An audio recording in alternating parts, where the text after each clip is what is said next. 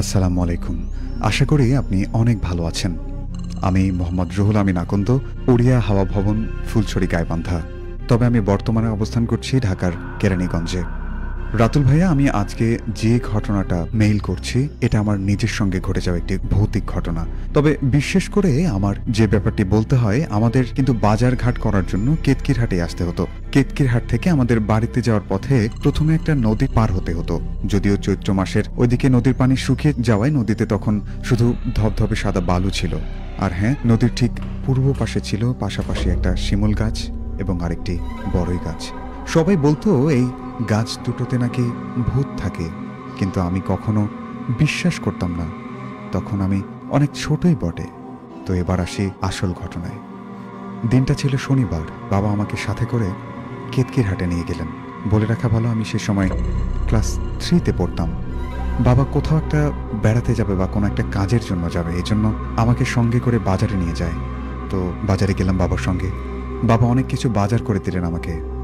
বাজার করে দেওয়ার পর আমি কিছু খাওয়ার জন্য বায়না ধরি।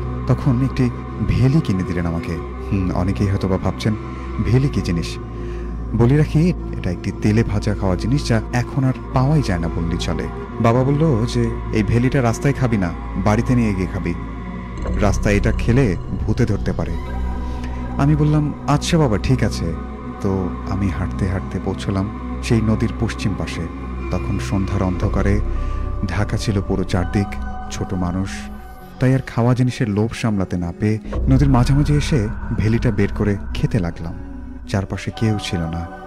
বালির ওপরে হাঁটছি হাঁটছি। অল্প কিছুক্ষণ পর আমার পায়ের নিচের সাদা ধবধবে বালু আকাশে উঠতে লাগলো। অদ্ভুতভাবে খেয়াল করলাম আমার চারপাশে যে বাতাস বা এরকম কিছু থাকবে এমনটা নেই, অথচ বালি উড়ছে। অনেক ভয় পেয়ে গেলাম। গা শিউরে উঠতে লাগলো।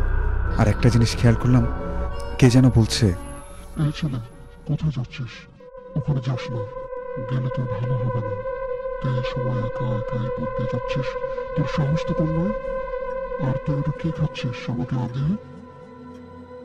আমি ভয়ে হাতে থাকা ভেলির বাকি অংশটা বালুচরে ফেলে দিলাম। আর সাথে সাথে সবকিছু যেন আগের মতো ঠিক হয়ে গেল। কিন্তু আমার মনটা আর ভালো হলো না। মনের মধ্যে একটা ভয় জেগে বসতে লাগলো। কারণ আমার সামনে সেই শিমুল গাছটা আর বড়ই গাছটার পথটা এখনো বাকি। এই গাছগুলো থেকে বেশ কিছু পূর্ব পাশে আমার বাড়ি ছিল। তবুও ভয়ে ভয়ে রওনা দিলাম। যদিও চরের বাড়িতে যাওয়ার জন্য কোনো রাস্তা নেই। পাশের জমি, আর সেখানে চাষ করা হয়েছে ভুট্টা। অত বড় ভুট্টা গাছের মধ্যে আইলের উপর দিয়ে এসে পৌঁছলাম সেই ভূতলা শিমুল গাছ আর বড়ই গাছের কাছাকাছি। যদিও যখনই আমি সেই ভুট্টা ক্ষেতগুলো পার করে সেই গাছের কাছে আসলাম, অনেক জোরে বাতাস বইতে লাগলো। কেমন যেন ভয়ে ভয়ে আচমকা আওয়াজ আসছে, আন্দাজ করার মতো না। আমি মনে মনে ভয়ে কোরআনের আয়াত, দোয়া দরুদ এবং আজানের ধ্বনি দিতে লাগলাম। জানি না আমার সাথে এসব কি ঘটছে বা কেনই বা ঘটছে। তবে এত কিছুর পরেও আমার স্মরণশক্তি একটুও কমেনি। যেভাবেই হোক, কোনো মতেই হোক, আমাকে বাড়িতে পৌঁছতে হবে। আমি দৌড় দিয়ে বাড়িতে পৌঁছলাম। তারপর কি হয়েছে আমার মনে নেই। পরের দিন যখন আমার জ্ঞান ফিরল, আমি দেখতে পেলাম বাড়িতে হুজুর এসেছে। পরিবারের সবাই আমাকে বলছিল আমি নাকি হুজুরকে দেখে অনেক বাজেভাবে গালিগালাজ করেছি। আসলে সে সময় হয়তো আমার হুঁশ ছিল না, কিন্তু যে উপসর্গটা আমাকে আসর করেছিল সে মনে হয় আমার উপর ভর করে হুজুরকে গালি দিয়েছে। যাই হোক, অনেকদিন পর আমার বড় ভাই আমাকে বলেছিল তোকে বড়ই গাছ আর শিমুল গাছের মধ্যে থাকা কালি ধরেছিল।